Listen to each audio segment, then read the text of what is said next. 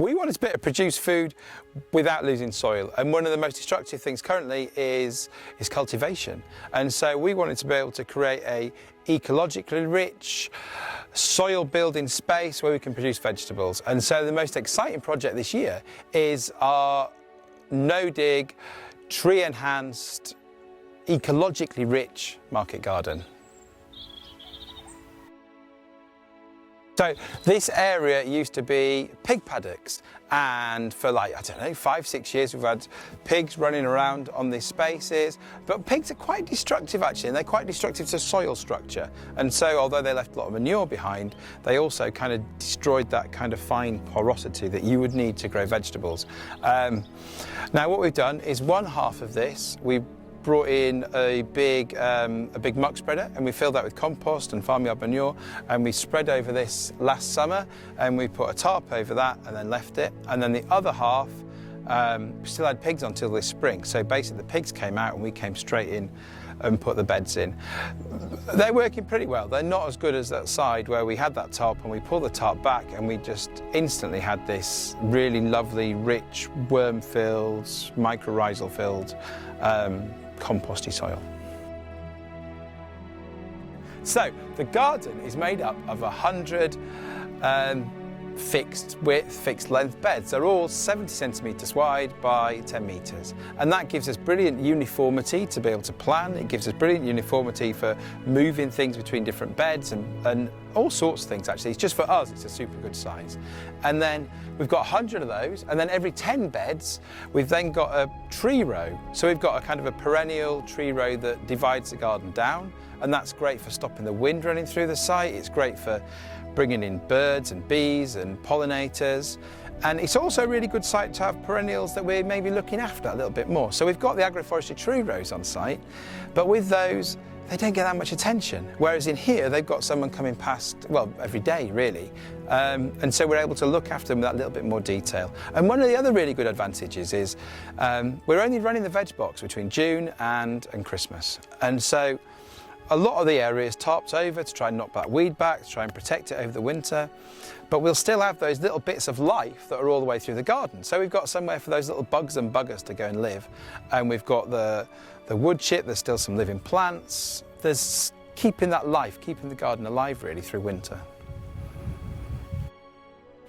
So how's it going? Well, pretty well really. We're producing food and we're selling that food every week, which is the basic plan, isn't it? We did a really good plan over winter. So we sat down and we really made a pretty sexy spreadsheet actually that kind of had a guess at what we'd put in the veg box each week, and it helped us to put in just to know what we were sowing and when the transplants should go in and when we could expect to harvest and all that kind of stuff. Now, we're not actually brilliant growers, so there's like things were lost in that germination stage, wasn't quite as hot as we wanted, and then the transplants, they didn't take quite as well as we wanted. So we kind of came loosely off plan, but at least we had that good start. And then the big worry now is I kind of made that back in December, and so I thought, well, like August, September, that's miles away, isn't it? But actually, it's now here. And also with COVID, we kind of thought, well, look, the campers are never coming back. We're just going to get on and be farmers. But actually campers have come back, and that's made me a little bit distracted. And so I'm a little bit kind of worried that what we've got in the ground now has to last us through to basically the end of the veg box. But I think what we'll do is if we find we get to a point where we're kind of buying in more veg than we're providing from the garden, I think we'll just stop the scheme there and we'll just start again next summer. So pests and weeds, and we set out with this really nice idea. We'd laid all this compost out, we'd laid all this wood chip out, and we kind of thought, look, we'll just have a no-weed garden. Wouldn't that be nice? And wouldn't it be nice? But actually, it's not really worked out that way. And then actually, one thing we're kind of waiting for really is this, because the idea is the garden's a really rich ecology, and then with that we've got lots of bugs and the little buggers, and a whole little ecosystem that kind of manages itself. But I think because a lot of the soil was really new and really raw, we did have a problem with cabbage root fly. That was our main problem. We lost quite a lot of the early brassicas. But I think as that ecology develops, I think we'll get rid of that problem. So financially, does it work? It's very honest work, isn't it, market garden? It's very much you get out what you put in, I think, and you're possibly lucky if you do that, but it is working. So we've probably spent about £9,000 setting up all the systems. We put in a polytunnel, we've put in irrigation systems, we've bought loads of nets and row covers, tools, all sorts of stuff actually. But I think if it's going to work, it needs to be a super efficient, kind of quite well dialed in system, and that's what we're trying for.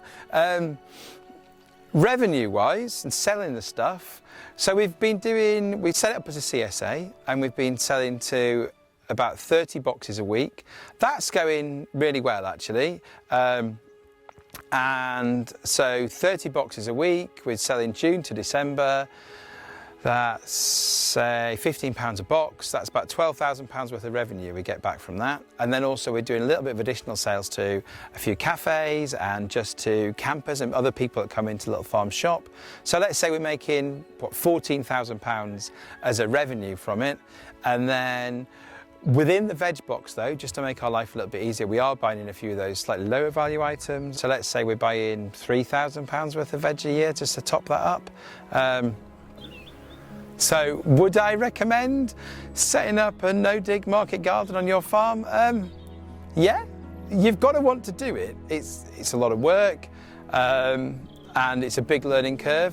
But then we've added £11,000 to the revenue of the farm from an area which to most farms is pretty insignificant. The best thing is every Thursday morning you go out and you pick a really nice quantity of really beautiful regenerative food, and that's going out to all our neighbours, and that feeling is just magical. So that I'd really sell, and the revenue is obviously a bonus. Whether you want to do it yourself or whether actually that £11,000 is enough to create an employment space for someone else, it's like Henbant really works because we stack up loads of different enterprises. We've got lots of things and they've all got to earn £4,000 each, but they've all got to not take over our heads and completely take over. And so this is an interesting one where it does pay someone enough that maybe the garden next year, so this year the garden's taken up an awful lot of time, but we've been making beds and we've been working out what we're doing. And I think next year, maybe if someone knows what they're doing on a 40-hour week and maybe another 10, 20 hours of our time, or our farm's always got some interns and volunteers, and actually CSA members are also desperate to be involved. So that little bit of extra time from them, I think it's perfectly viable. And then imagine if every farm all had a little market garden that fed its local community. It'd be nice, wouldn't it?